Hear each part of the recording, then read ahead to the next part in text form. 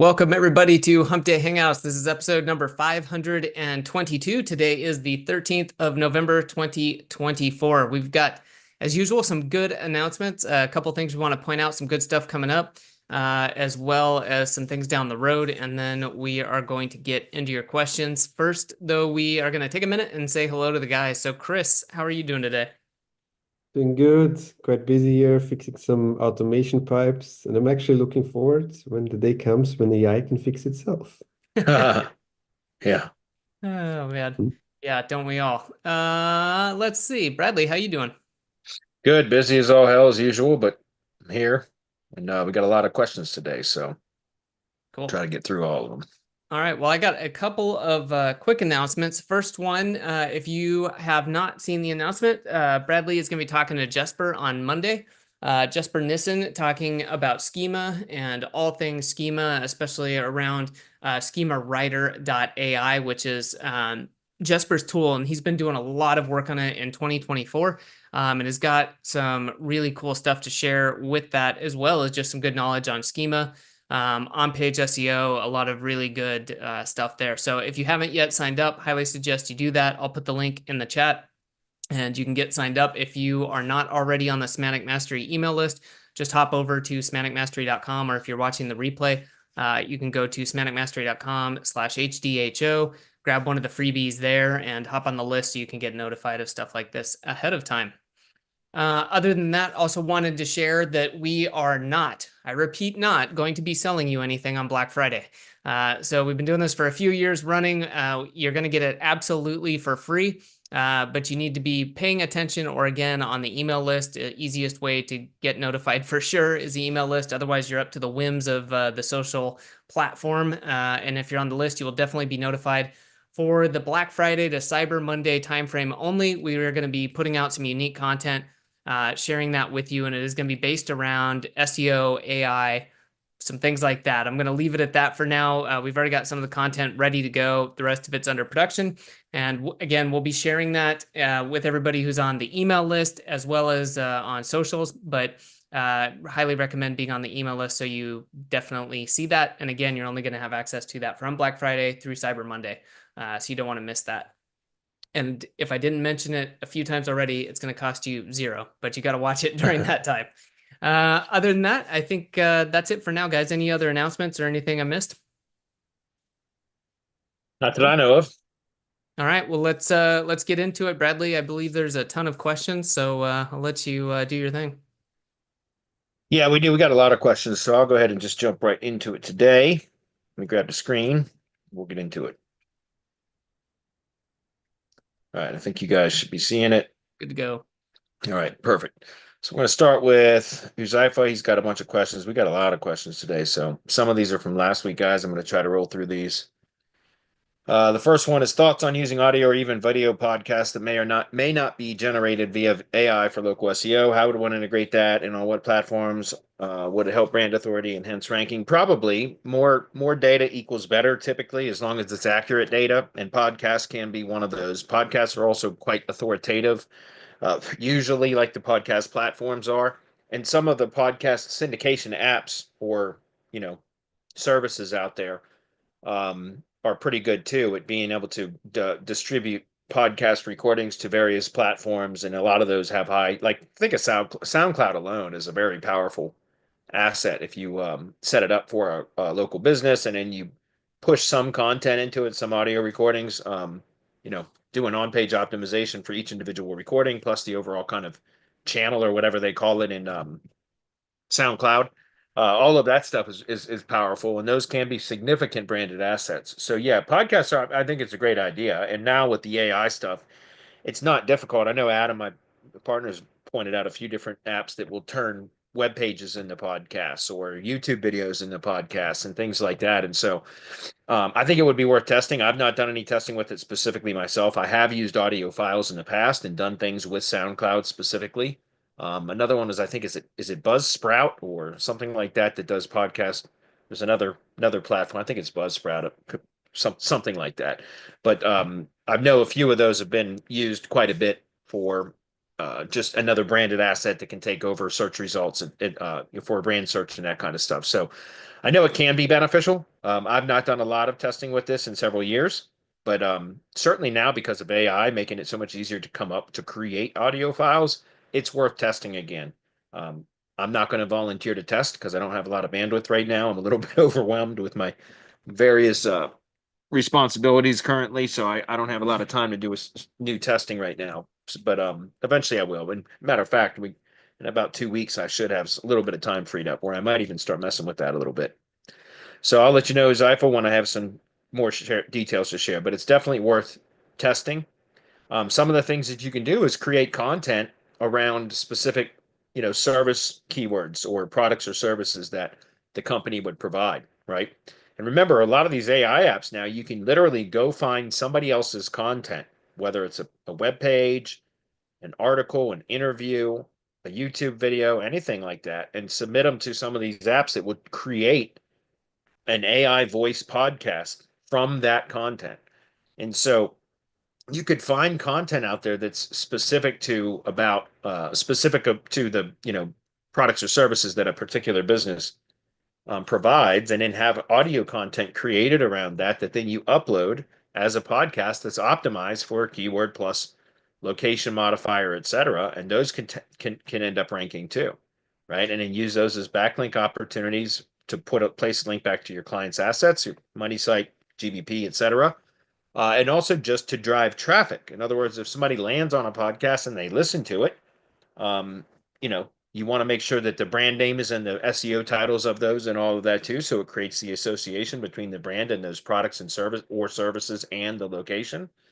And then it can also result in, somebody sees a podcast ranked for a search query, and then they go click on that link and they see the company name. That might trigger a brand searching click signal, right? Which is a fantastic signal. So, yeah, definitely. I think podcast audio files and optimizing audio files for local SEO purposes is a good something worth testing. I'm quite sure it would be beneficial, although, like I said, it's been a couple of years since I've done any specific testing with that. I think it would be easier now, is my point, and I think it would be effective. Next question: do you have any strategies for getting backlinks that might be time intensive but free instead of buying links? What do you think about building linkable assets? I don't really, because I don't have the bandwidth or the desire to go out and build links manually that are time intensive but free. I would rather just pay somebody else to have them build the link for me so that I can do other things that generate revenue instead of wasting my time building links. That's not something that I would want to do with my time. And I don't have any. I've trained all of my team members how to go out and create our own link sources, which is what we do, right? Um, and so as far as going out and getting links on other platforms, no, I stopped doing that many years ago.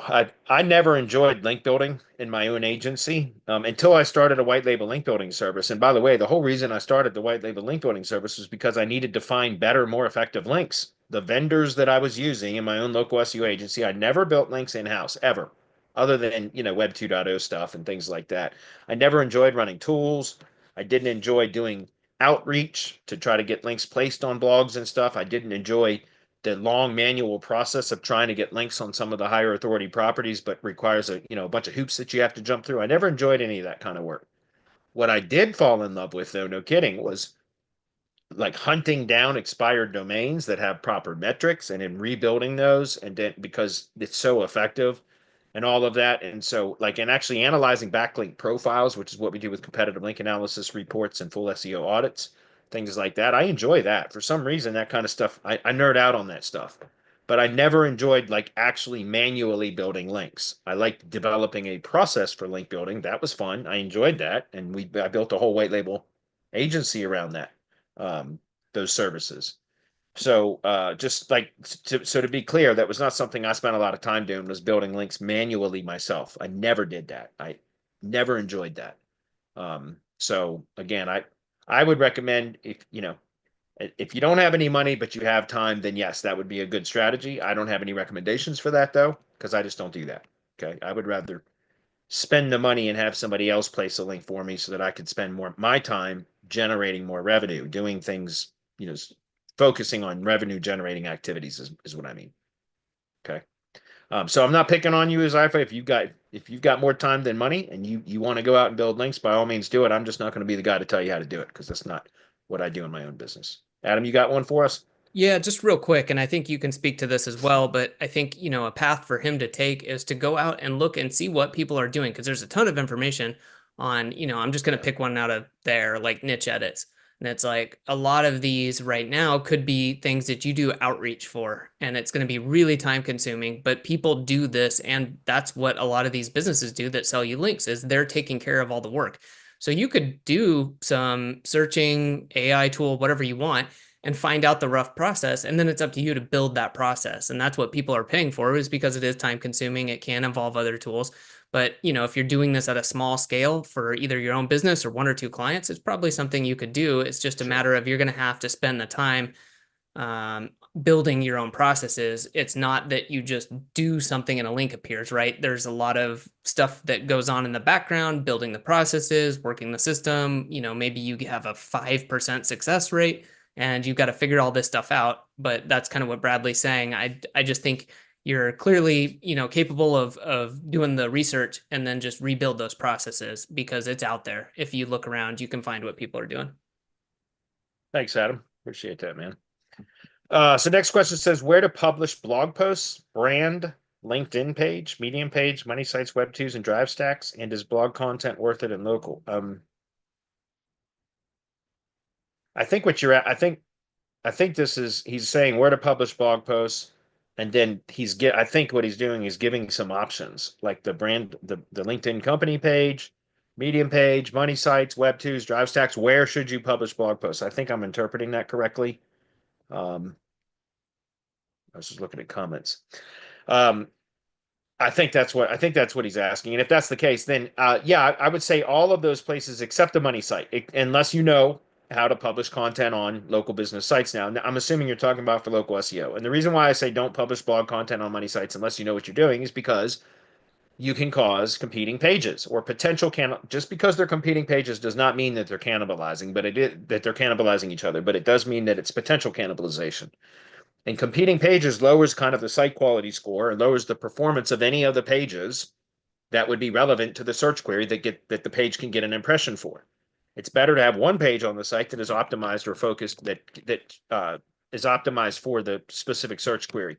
And so why I bring that up is because I've done training on this recently, even in the Hump Day Hangout, so a free setting, public setting, where I've talked about pruning content to improve local SEO performance for those local businesses that have a ton of blog content. And guys, I've been very clear about this. All I did for several years, for many years in my local SEO agency was focus mostly on blogging from the client's money site. In other words, publishing blog posts on the client's main site, the blog of their main website, and then syndicating that content out to various Web 2.0 and social media assets and all of that. We used to hammer the shit out of the Web 2.0 and social media assets with kitchen sink spam, so a high volume, link spam, and we would just hammer. That's what when my former partner Marco was one of our former partners. Marco was part of Semantic Mastery, and we had what we called Drive Stacks and Google Stacks and all that. But eventually, we came up with when Rob Beal became a kind of a joint venture partner with us.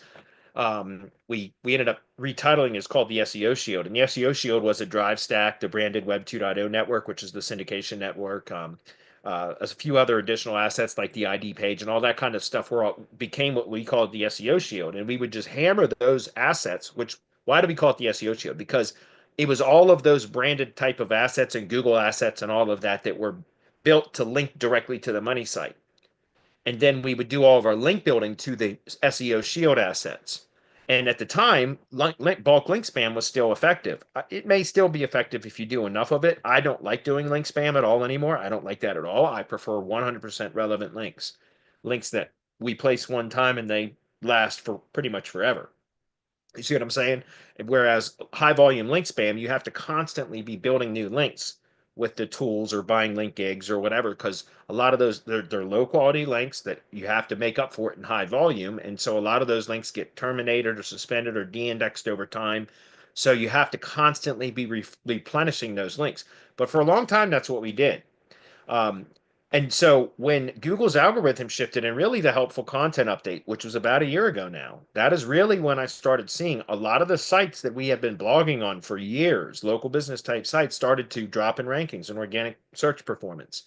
And so after, several months of kind of playing around and trying to figure out what it was, I started pruning content from the sites that weren't getting any engagement or click through signals from search. So and I've talked about this in the mastermind and also I think on Hump Hangouts, but you can go to Search Console and do a search, go to performance, right? Search performance, then click on pages so that it shows page URLs on the left-hand side of the performance report. And then you want to check average CTR and average ranking position, right? And then set your time frame to about 12 months. And if you look at the impression count, you want to sort descending by impressions. In other words, the page URLs that get the highest impressions should be at the top and declines as it goes down in number of impressions. And what you want to look at is the page URLs that are getting high impression counts that are getting zero click-through activity from search, right? And then look at the average ranking position. It's likely the main reason why that it's not getting any click-throughs is because it's, way far down in the search results. It could be on page 3 plus, like, so position 30 plus or something like that. And so it's getting an impression in search, but it's never getting any click-through signals from search, right? That's content. I'm not saying blanketly just go prune all of your content that doesn't get any click-throughs from search, because what if those pages are getting activity from other sources? What if they're getting internal link clicks, meaning somebody comes in on a different entrance page of the site, so a different entry point of the site, so a different page, and then they click through to that page? Then you wouldn't want to delete that page. That page likely has value if it's getting internal traffic from internal link clicks, excuse me, right? Or what if you're sending traffic to a page via external sources, like an email campaign or a social media campaign or social media posts or a PPC campaign, right? Not a Google Ads, but a social media ads campaign or display ads campaign or something like that that's not a click from search. Do you understand? So the point that I'm trying to make is, and I just did some training on this in our mastermind recently, but I was talking about, and I'm getting back to his question, which is why shouldn't we publish content onto the money site blog posts? Well, you can if you know how to do it. I just did training specifically on this last week in our mastermind for the mastermind webinar. So I explained how to publish content properly on the money site. But the reason why I stopped doing it was because, like I said, if you have a lot of content on the site, so page URLs on the site, whether it's a page or post, it doesn't matter. Okay, but if you have page URLs on a site that are getting a lot of impressions but never get any click-through activity from search, then it's likely that is causing a problem. It's lowering the site quality score. Why I bring this up is because I would extract any of those page URLs or export them from Search Console and then go look at something like analytics to determine if indeed those page URLs are receiving traffic and engagement from other sources outside of search, other than search, if that makes sense. Because if some of those pages are receiving traffic, click activity, etc., from external sources or internal link clicks or whatever, then those pages, I wouldn't eliminate them. Okay, because especially if you have analytics on the site, Google understands that those pages might not be getting any clicks from search, but they are still valuable and important to that website because they're getting internal link clicks or engagement from external sources outside of search. I mean, so hopefully that's clear.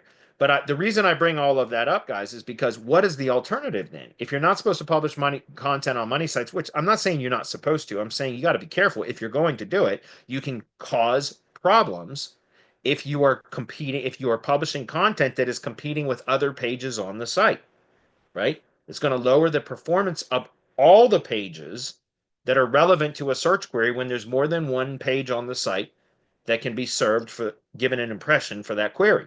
So that's why I tell most people in our mastermind now that not to blog, at least if not on the main money site. You want to do it externally. So that gets back to the question, which is unless you know how to publish content properly, structure it properly to where it's not competing with other pages of the main website, then I recommend instead publishing blog content on external branded assets, right? So the Google site, sites.google.com, that's a great one. Blogger used to be, but Blogger, it comes and goes. I don't know what it is. It's weird with Blogger. Blogger sometimes acts like it's toxic. Other times it acts like it's a Google property, right? Which it is, and Google loves it. And it kind of hit or miss. But Google sites, branded Blogger, Tumblr, WordPress, Weebly, any of those, Jimdo sites, right? Jimdo sites for whatever reason are performing quite well right now. So that'd be another one. Strikingly, a lot of those types of Web 2.0 assets, yeah, branded LinkedIn brand page, publish content there. Those tend to rank quite well too, right? Drive stacks, yeah, I mean you can put content into a drive stack, but that's not treated quite the same. So basically, for our white label SEO service, that where we do Google Business SEO services, we do content marketing for the client, but we don't publish it on the money site. We use Web 2.0 assets. And so what I recommend for that, guys, is if you got multiple Web 2.0 assets, it makes sense. If you're on a consistent blogging schedule, let's just say that you publish 2 blog posts per week, or excuse me, per month for a client, then it's best, in my opinion, right now, to publish a long form blog article on a Web 2 asset. And then each time you have another blog post due, publish it onto another branded asset, or take a few of the branded assets from the network and make them your primary blog accounts. Like in other words, G Site, WordPress, Weebly, Jimdo. Let's just use those 4 as an example. We'll just stop at those 4. Okay. Then what I would do is every 2 weeks, if that was the schedule, like 2 blog posts per month, every 2 weeks the first blog post would go to G Site, next one to WordPress, next one to Weebly, next one to Jimdo, and then I would start that cycle over again, right? So every 2 months I would go back and publish another post on G Site. Then 2 weeks later, another post on WordPress or Weebly or whatever the next one was that I said. See what I'm saying? And what happens is those external branded assets start to develop their own kind of authority because they have content, but it's external content that's not competing with the money site. You see what I'm saying? And so it makes sense then to publish blog posts on external assets because it avoids any potential competing pages or cannibalization. And it also adds and builds authority to the branded assets, which makes them more effective, right? Makes them more valuable. So hopefully that's clear. It was a good question. But yeah, publishing blog posts, you can do it on the money side if you know what you're doing and if you know how to structure the content properly and nest it, in the proper categories with the internal linking done properly. All of that can be done. But if you don't know what you're doing, and the easiest way to do it is really to just publish content on external branded assets instead. Okay. Then it doesn't compete. Next question. I've watched the webinar with Jeremy from Press Advantage where he talked about having fewer having fewer high-paying clients over handling many clients with lower fees. While I'm not based in the U.S., I'm interested in getting U.S. clients as the market offers higher earning potential. Would there be any difference in niche selection for someone not based in the States but looking to get U.S.-based clients? No, it's all the same. Also, would you recommend reselling white label services? And if so, what would be the best approach to find and secure these clients? The same approach that I teach in the mastermind now. That is precisely what the DHA program is for, Huzaifa. That is exactly what I developed the DHA program for, the Directory Hybrid Agency program is for how to select an industry, build an entire agency around that industry, build a directory in that industry that you use as a contact mechanism, right? A conversation starter for the business owners in your chosen industry. Then you build local lead generation assets in the low competition, organic only lead generation assets in the low competition areas that you identified in that industry. And then you market to those low competition areas using the directory as the kind of the leading point of contact. Like that's how you start or initiate conversation, is using the directory. And then you can point to lead generation assets that are already performing well in those areas to help sell your services to those contacts, the business owners in that area, right? It's the exact same process that I've been teaching now for well over a year. It's been in development for 4 years. I started developing it for my own agency 4 years ago, and 2 years ago I started developing it to teach as a program.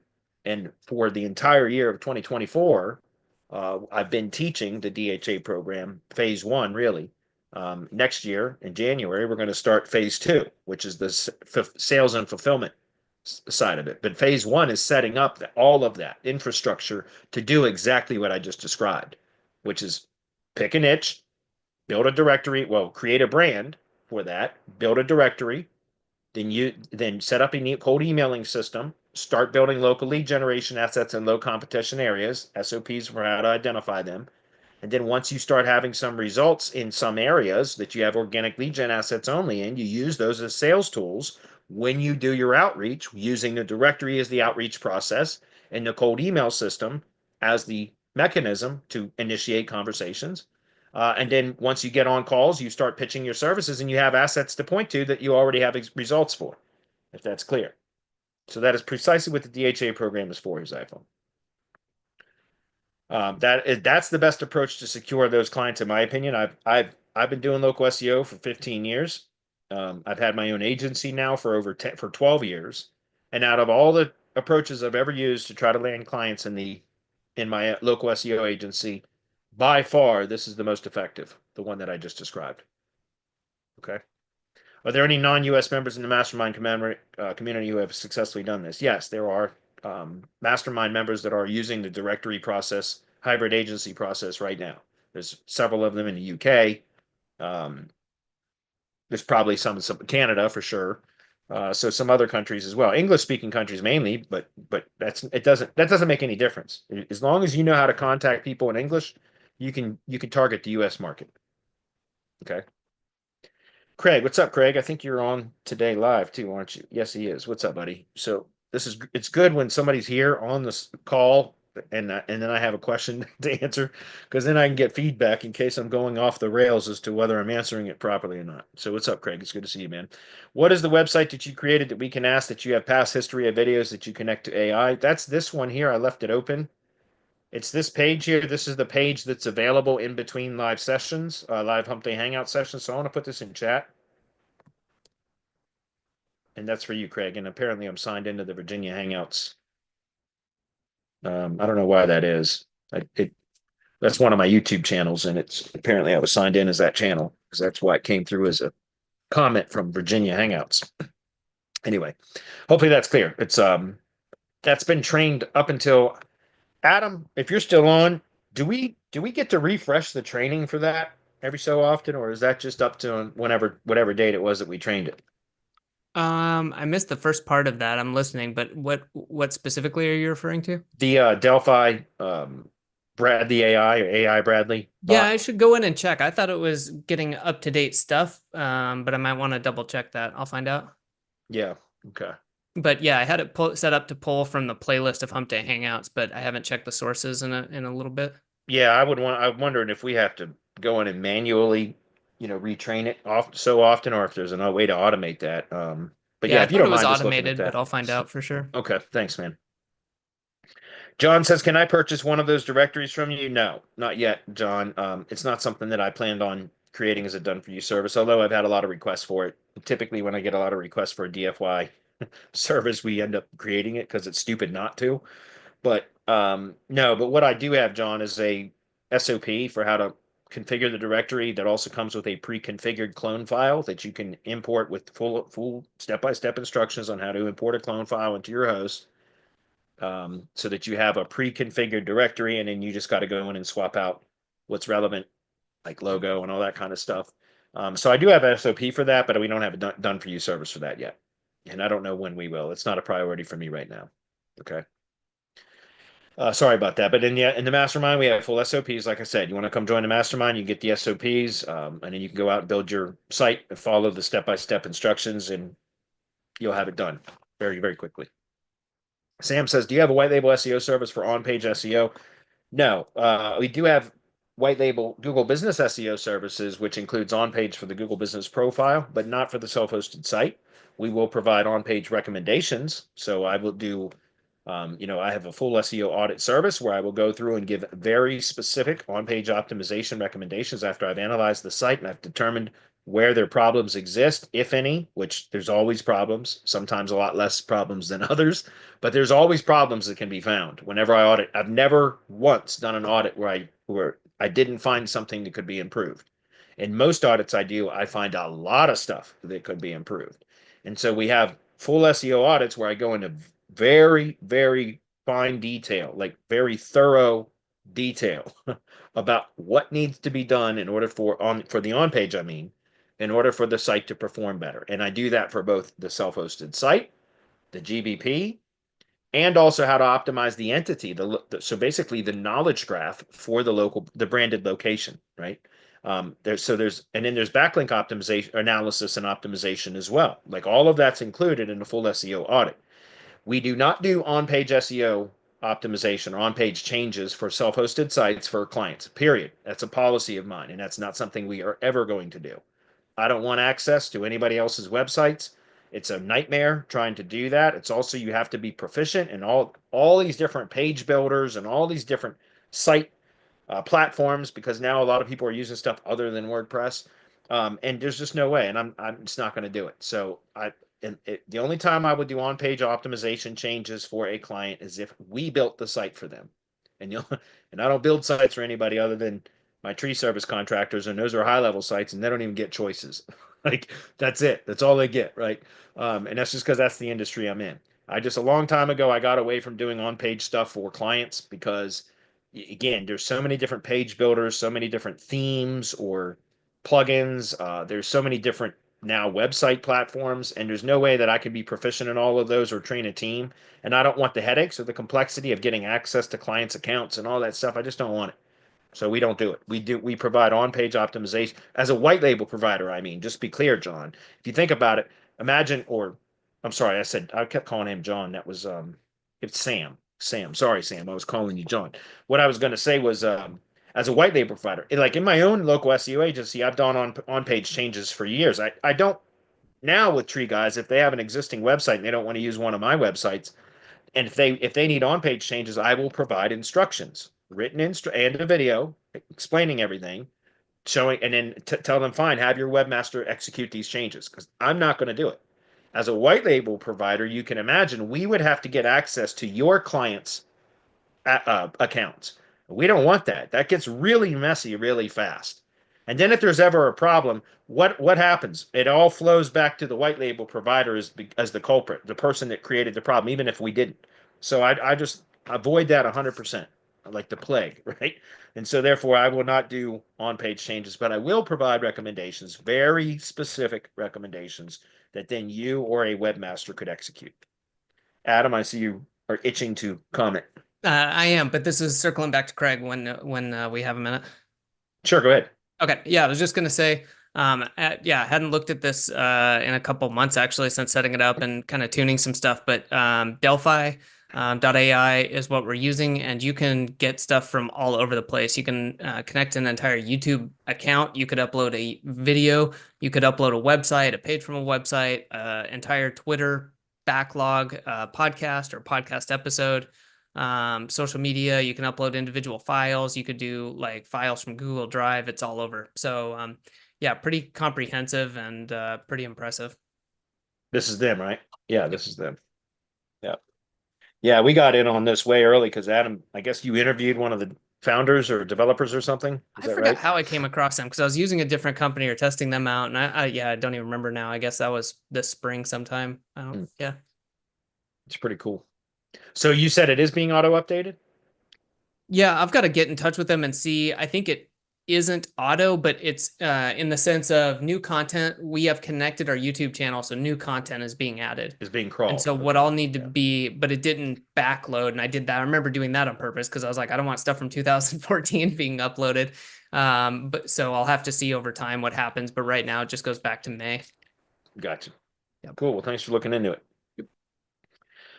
So Sam, to follow up on or finish up on this question, you said you know someone who's reliable that can do it. Well, listen, all you need to do is hire, somebody that is at least proficient with web platforms, right? So you can go to Upwork, for example, and hire somebody that is familiar with web design and stuff. They don't need to be SEOs, right? They just need to know, they need to be proficient with web platforms, whatever web platform you have your websites in. Does that make sense? They don't have to be SEOs. Why I bring that up is because you just need somebody that knows the platform so that they know how and where to make changes. But then what changes do they make? That's what's important. That's what you need somebody that knows SEO for. And again, that's why I brought up SEO audits. I provide SEO audits.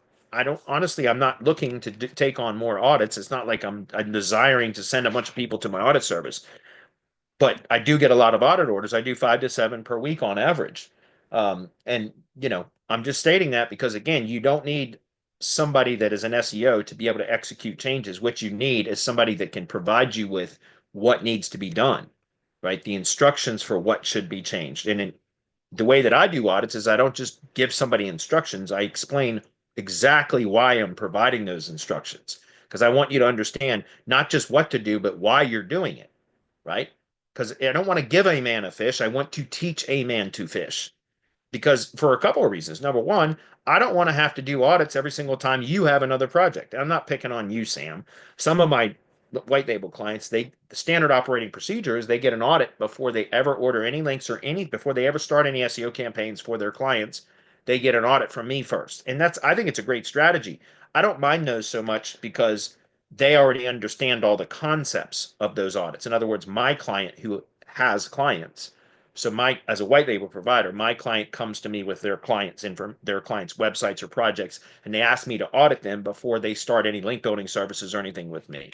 And I think that's a great strategy because now they know, and some of my members of my white label clients are basically requiring their clients to agree to make the on-page optimization changes before they start the SEO campaign, right? Or as part of the SEO campaign, there's an agreement that they are going to make the changes once the audit comes back. And that way it sets the project up to perform well and respond well when we start sending links to it, right? It's a way to almost guarantee that my link service is going to perform well because we know the on page is done properly, right? And so I only bring that up because why, I try to, anybody that's ever ordered an audit from me, I'm sure you know this, or would verify or validate this, that the first couple of audits that I'll send to you, if you were to buy more than one, are going to be very, very thorough. The review video is going to go anywhere between 45 minutes to an hour and 15 minutes long. And it's because I'm trying to be very, very thorough in my explanation so that you understand the concepts and why I'm recommending what I'm recommending, and that you feel confident in executing those changes because it makes sense. You understand, you agree, it's logical. That's why I go through all that kind of explanation for each one of those audits, especially for the first couple. Now, once you understand the concepts, then subsequent audits become more efficient because I have to do less explaining, right? It's just, okay, you already understand these concepts, so it's just identifying a problem and providing the solution. I don't have to explain why every time, if that's clear. But the whole point that I'm getting at here about this is that you don't need to have somebody that can do the SEO on page changes is also good as SEO. That'd be nice to have, but sometimes that's difficult to do. So it's better just to find somebody, in my opinion, that is proficient at whatever website platforms you typically use, and then providing them with the instructions of the changes that you want them to make, right? And that's the better way to do it, in my opinion. And that's what I can offer to you. Although, like I said, it's not that I'm trying to sell you on my SEO audit service. I don't care whether you go to mine or go somewhere else. I don't care. I'm just telling you what I would do. And that is, I would not provide the SEO changes myself, but I would give you the recommendations. And then anybody could do it. Okay. Hopefully it's clear. Ren says, I noticed the high level websites do not have multi-level URL slugs. Example, treecare.com. Services trimming is not possible. Instead, you need to settle for treecare.com trimming. Shouldn't this affect site structure? No, not at all. That just affects URL structure. That does not affect site structure, and not even in the least bit. Now, there's two different types of silo structures. As you know, there's more than that, but there's two kind of types of silos, right? There's what's called a virtual silo, and it's called a physical silo. A physical silo is when you see it in a URL structure. So that would be like if you were using WordPress, that would be a category/post name permalink structure, right? So that's where you see it in the URL, the hierarchy of how the content is arranged through the URL structure. That's a physical silo. A virtual silo is the exact same thing, except it's just the post name permalink structure, right? So the slug is just the post name. It omits the category.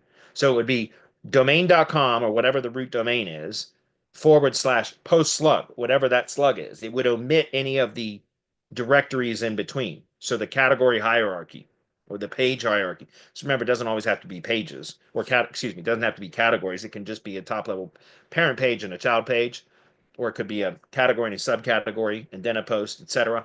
But with the virtual silo, it's still root domain / post slug. It omits all of the other um, directories within the URL. But you can still create the silo. It's all done through internal linking, right? So a physical silo, you see it in the URL, a virtual silo, you don't. But it's still a silo because of how everything is internally linked. So no, it doesn't affect site structure at all. I prefer the physical silo structure where I can see it in the URL. I've always preferred it that way, but it's not necessary. With a virtual silo, it can be accomplished. The exact same structure can be accomplished all done through internal linking. Okay. So, and by the way, have you tested that though? I've not. It's not that I don't believe you, but I did. I was going to pull open high level and test with that. I've not tried to create that where you can have / and then a slug and then another / and another slug.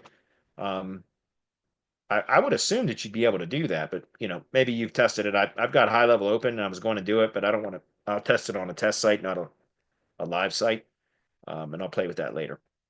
But anyways, in any case, like I said, a silo is developed through internal linking more than anything.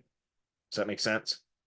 So part of the reason why, like for example, in WordPress, guys, if you think about this, if you set up a silo in WordPress so that you're using categories and subcategories, parent pages and child pages, right? You do all that, and then you publish posts and you place them into the subcategory, for example. Now you've got a URL structure that would be domain.com / top level category / subcategory / post name. You get it? But if you understand taxonomy structure in WordPress, guys, that is a kind of a back-end internal linking structure or scheme. Does that make sense? It's a way of through WordPress code of showing how content, the hierarchy of the content, where content is placed, that a post is placed within a subcategory or a category, right? And that's telling Google, and because of how that the WordPress code and the taxonomies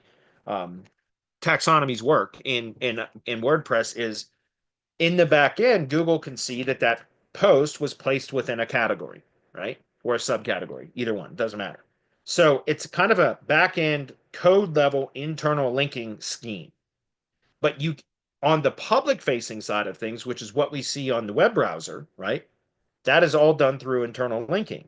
So a silo structure, whether it's shown in the URL or not, if the silo is built in WordPress, if you have the physical silo, which is category / post name permalinks, you're going to see that hierarchy.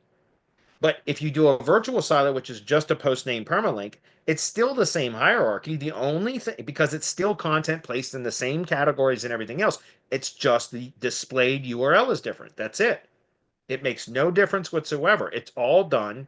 And because on the back end in the taxonomies, the structure is proper if you placed your content in the appropriate categories and everything. And then the internal linking is how you link both navigationally but also contextually from within the content. And I look at silo linking more about as contextual linking as not navigational linking. In other words, you can develop a silo through internal linking with contextual links within the main post body of the pages, if that makes sense.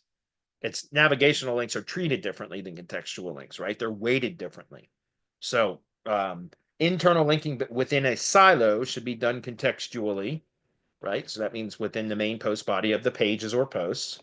And that is how you develop the silo, right? And so again, on a high level site without the kind of category structure and all that stuff, I don't think it's necessary. It's how you internally link. Moving on. James says, I had a lead gen brand that I'm building out multiple major cities, but the domains are all brand plus city.com. I have 2 sites with GMBs already ranked and rented on pay per lead. My question is, can I interlink these sites since they are the same brand? I have one main site that is brand.com.au, or should I link out to all the location sites from that? Yeah, I mean, I wouldn't interlink all the subdomain sites, or excuse me, the separate domains. Excuse me, that's what I meant. I wouldn't interlink all of those because that's a footprint, for sure. I know it's all the same brand, but they're different domains. And so when you start working different domains in, that can create problems because Google can determine that you're trying to manipulate search by creating your own link network. That's what that is. So that's why I use subdomains instead of for a number of reasons. I use subdomains because they're all connected to the same domain. They're the same brand, but I don't interlink subdomains though. Just to be clear, I'm not interlinking from each of my subdomain sites to other subdomain sites. We do link from the main root domain, the home page on the root domain, to use that as and it doesn't have to be the home page. It can be a page of the root domain that is now a locations directory that then links down to all of the subdomain sites locations on this same domain, right? So yes, you can do that from the root domain as well with all your separate domains, but I wouldn't interlink them just the same as I don't interlink subdomains when it's a multi-subdomain project. Okay. But yes, from the root domain or the main branded website, whether it's a homepage or another page on the site that says locations or service areas or whatever, yeah, you can certainly link down to those pages, but I would not interlink between them because that can create problems. Okay. I think you should be using subdomains though, man, because number one, you have a separate domain now every time. So you're starting from scratch every time. Every time you launch a new location with a separate domain, which is brand plus the city.com or whatever, thinking about that, you're starting from scratch, from zero, every single time you launch a new site. Why not use a subdomain of this primary domain? Right? Because for every single project that you start building links to, it's going to benefit the parent domain, which means any subsequent sibling subdomains are going to automatically inherit link authority and relevance from the parent domain. And so over time, you accrue this massive amount of relevance and link authority to the domain so that when you deploy subsequent subdomains for new locations, they tend to rank significantly faster with no additional work or a lot less work because they're automatically inheriting the link authority and relevance from the parent domain. So why start from scratch over and over and over again? I don't understand that. I don't understand why people do that. I'm not picking on you, James, by the way, just to be clear. I just don't understand why people do that. Why not build everything out on subdomains of the main brand so that you can accrue authority and benefit from it for each location, right? Like here's an example. Like I just pulled this up right now. So you guys see I've got 18 Felling Pro sites here. These are all subdomains of felling.pro. There's 18 of them here. And out of 18, there's 7 of them that have their average out of all the keywords that we're tracking, which ranges between most of the time, like this one's only got 3 locations instead of 5 locations. That's why it's a little bit less. But it's on average, the keywords that I'm tracking are going to be 5 or 6 keywords times, or 6 or 7 keywords, excuse me, times 5 locations. That's what we're tracking. Well, 5 locations plus the county. So 6 locations is going to be anywhere between 6 keywords and 6 locations, or 7 keywords and 6 locations, depending on. Sometimes I include stump grinding, sometimes I don't. So anyway, what I'm trying to get at is you can see that my keywords range from about 35 to about 42 on average. And out of these 18 sites that are showing here for the Felling Pro brand, all subdomain sites, 7 out of 18 of them have, out of the keywords being tracked, the average position is 10 or less, right? 10 or below, which means they're ranking well. This one, this one, this one, this one, this one. Here's another one, right? There's 7 out of 18 that are ranking with the average between 35 and 42 keywords, somewhere in that range, with the average ranking position at 10 or less, right? So 10 or better. So just goes to show you again. And by the way, it's like, look at this one. We'll just open this one up for a minute. Take a look at for this year. So you'll see this is a brand new site, albemarle.felling.pro, right? So this is for Charlottesville, Virginia. That's Albemarle County, but Charlottesville is the main city in that county, and so that's the main area.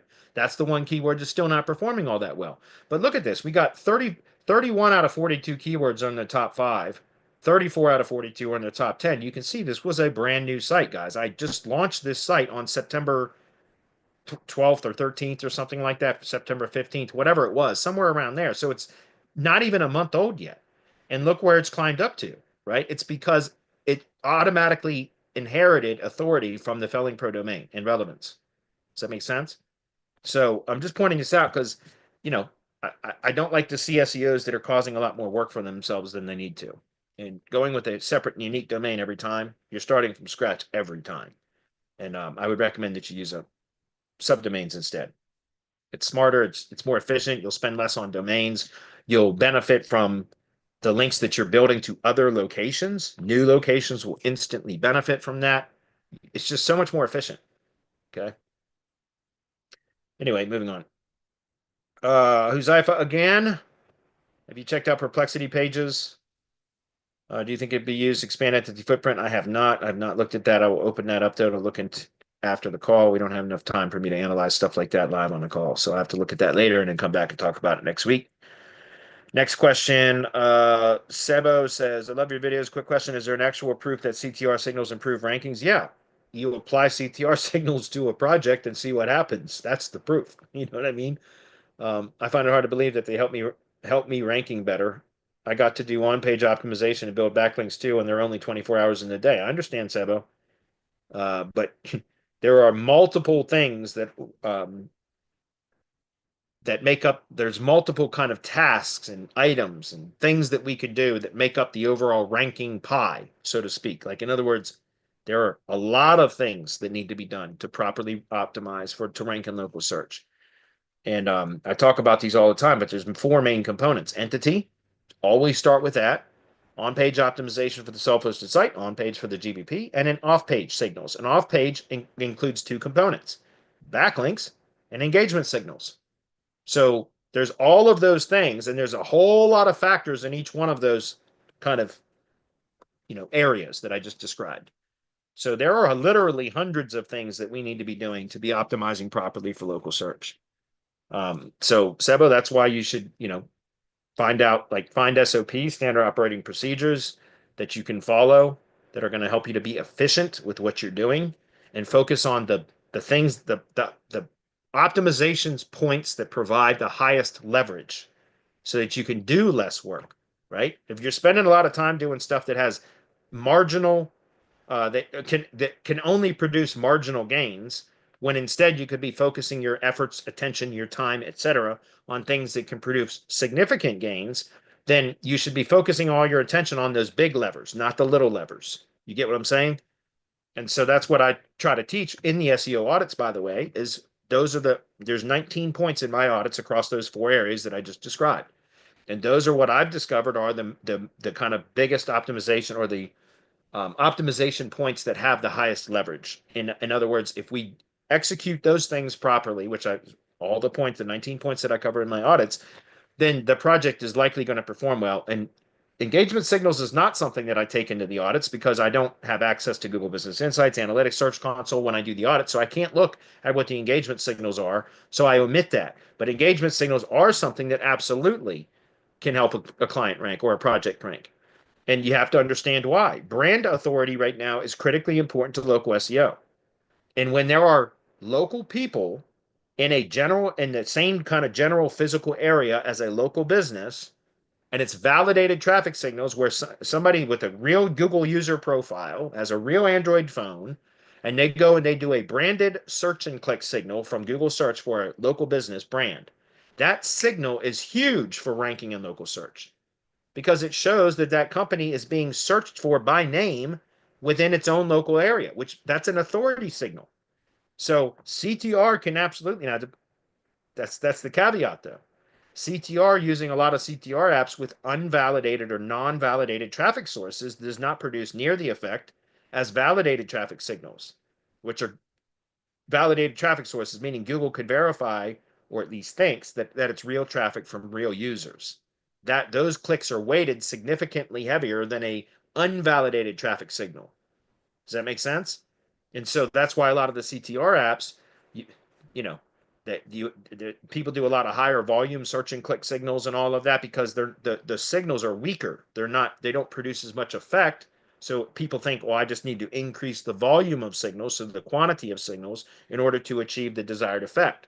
Whereas if you had better validated traffic signals, you would need far less of them in order to achieve the result, which is precisely what we do with Local Fury.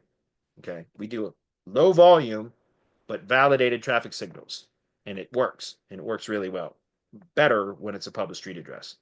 But a CTR absolutely works when it's done properly, when you've got proper signals, signal sources, right? And if you think about it, you're building brand authority.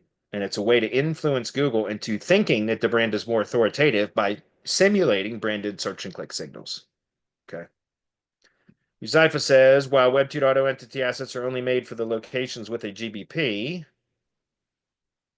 should traditional citations like business directory listings be created for the entire brand as a whole without city modifier and only for the city with a GBP, or only for the city with a GBP? No, I mean, look, if you have a brand and it's a multi-location brand, then each location can have its own set of citations and brand specific assets, etc.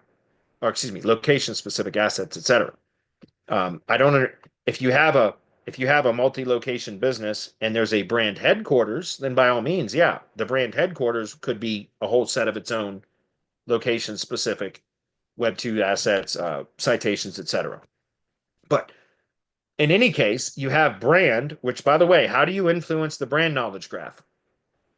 Organization schema, guys. Okay, that's how we can help Google develop and how we can influence how Google develops the branded knowledge graph. Remember, there's overall brand knowledge graph, and then there's branded location knowledge graphs, right? So organization schema is how we can specifically influence overall brand schema. And then branded location schema is local business schema. That's how we influence specific branded location knowledge graphs.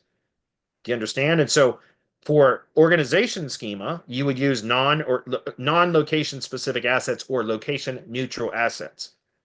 So there's really no reason to build branded assets, location specific branded assets for the overall brand unless there is a brand headquarters. Because otherwise it's all just separate locations that is part of a larger brand, yes, but you don't need to have specific assets for the larger brand, except for things like maybe a YouTube channel X and things like that, where you may not have localized that social media profile. It's an overall brand profile that is not specific to any one location. That's perfectly fine. That's what you would reference in your organization schema.